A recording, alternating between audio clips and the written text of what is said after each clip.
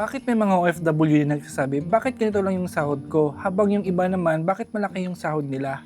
Hello guys! Welcome back sa ating YouTube channel. Nagbabalik na naman ng yung lingkod. Ngayong araw to Mr. Felmark Flores. Isa na akong OFW dito sa Taiwan. So ngayong araw guys, pag-uusapan natin yung actual na sahod namin bilang OFW dito sa Taiwan.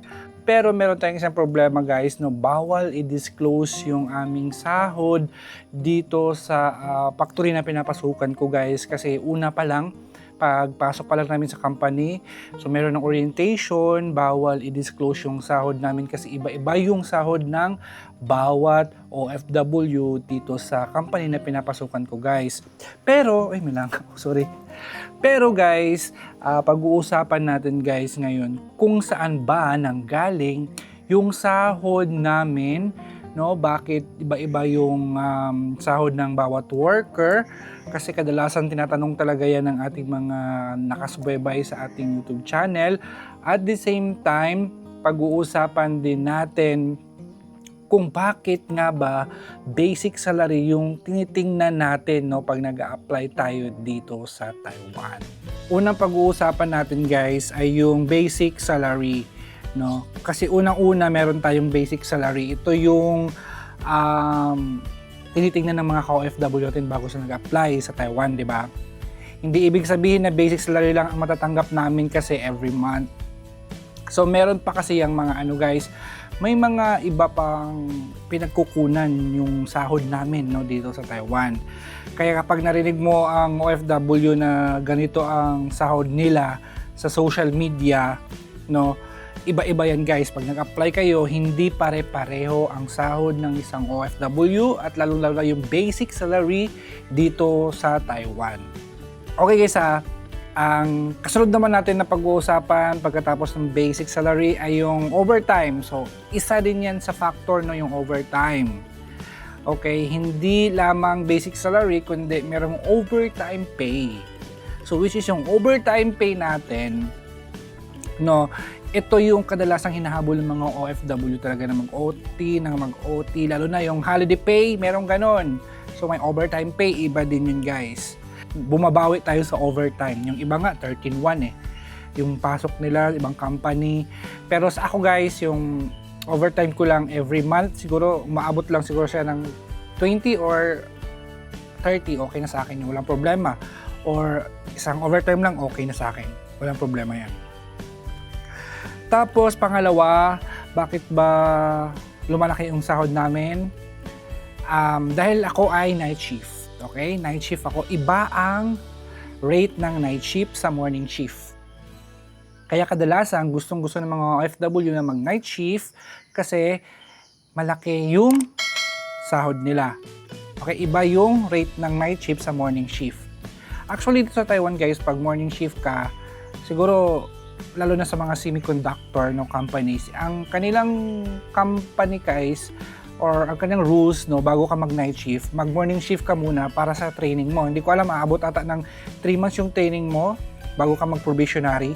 Kasi sa company ko ganun, no, 3 months ang training sa pang-umaga, then probationary na after ng 3 months training mo. Pero sa company ko kasi guys, bago lang sila kumuha ng Pinoy. So kami yung mga unang Pinoy na na-hired from the Philippines. So, bago lang din or ngayon lang din sila gumawa ng schedule ng night shift kasi karamihan sa mga workers ng aming company, ito ay morning shift lahat.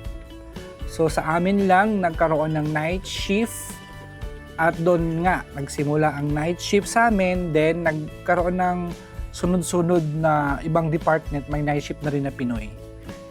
So, sa amin nagsimula yung night shift. Okay? Kasunod ay yung holiday pay at saka rest day work. So, ito na yung sinasabi ko guys ha. So, meron tayong holiday at rest day work. So, kapag pumapasok ka sa araw na yon, so may special computation yon. Depende kasi yun sa applicable rules ng schedule mo, applicable rules ng company mo, no?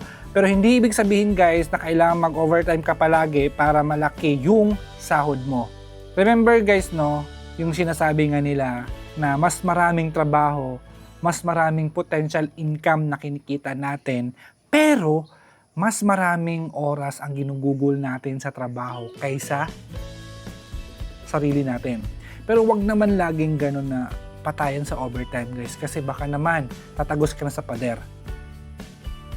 'Di ba? Alagaan natin yung sarili natin. Okay? Kasi ang karamihang schedule ng iba talaga, guys, grabe patayan talaga. Kaya thankful lang din ako sa company ko kasi hindi ganun. Bakit may mga OFW na nagsasabi, bakit ganito lang yung sahod ko? Habang yung iba naman, bakit malaki yung sahod nila? Yung iba kasi, guys, iba-iba kasi yung bawat sitwasyon ng every worker.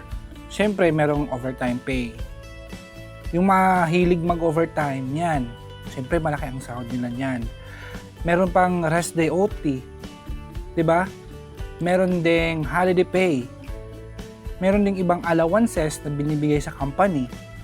Meron ding department allowance. Meron din transpo allowance. 'Di ba? So maraming factor kung saan nanggagaling yung sahod ng isang OFW. Kung ikaw na may masipag at alam mo na sa sarili mo na healthy ka, so sige, pasok ka lang ng pasok. Pero kung alam mo naman sa sarili mo na mas mahalaga yung health, 'di ba? So, siyempre, you need to take a rest naman. Huwag naman natin pabayaan yung sarili natin kasi nga OFW tayo, katawan lang yung puhunan natin. Ang kasunod naman, guys, ito yung gross salary tsaka yung net pay nyo dito sa trabaho, no? Sa sahod natin sa Taiwan. Magkano nga ba yung gross pay natin? Okay, ang gross pay natin, guys, depende din yan kung masipag kang pumasok. Okay? Hindi ibig sabihin gross pay na yan na yung mauuwi mo. No. Huwag natin isipin agad na nakita lang natin sa social media, ay ganito yung gross pay niya, ang laki pala ng sahod niya, no? Ay ganito yung net pay niya, ang laki pala ng sahod niya. Huwag niyong isipin na ganun. Nasa sayo pa rin yan kung masipag ka magtrabaho, masipag ka mag-overtime. At yung company mo, malakas magpa-OT. Next, guys, after ng gross pay, net pay, may mga deduction din yan. Dito kasi sa Taiwan, guys, merong iba't ibang kinakalta sa amin. May mga insurance, merong mga tax, diba? At mga iba't ibang applicable fees, guys, na binabawa sa sahod natin. Kaya wag mong isipin, guys, na yung gross pay mo ayun yung mauuwi mo. Kasi nga, may mga kaltas pa yan. Yung mauuwi mo lang ay yung net pay na bawas na lahat.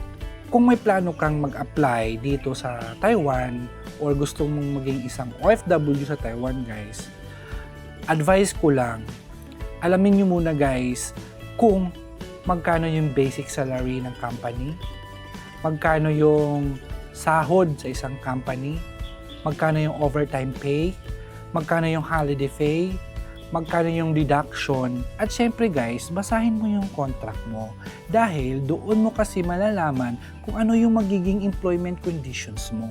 So yun nga, guys, no, sana may napulot kayong aral sa pinag-usapan natin kahit hindi ko man na ipakita sa inyo yung payslip ko. Pasensya na talaga, guys, kasi for the company rules, talagang ginawa ko lang talaga yung tama, ayaw ko pang mapauwi sa Pinas. Ang importante dito, guys, alam mo kung saan nanggagaling ang sahod mo at kung magkano ang maisisave mo sa isang buwan. Kung gusto niyo pa, guys, na mga real talk na usapan, information about OFW, huwag kalimutang mag-subscribe sa ating YouTube channel, guys. Again, this is Mark Flores, isa na akong OFW dito sa Taiwan. Salamat!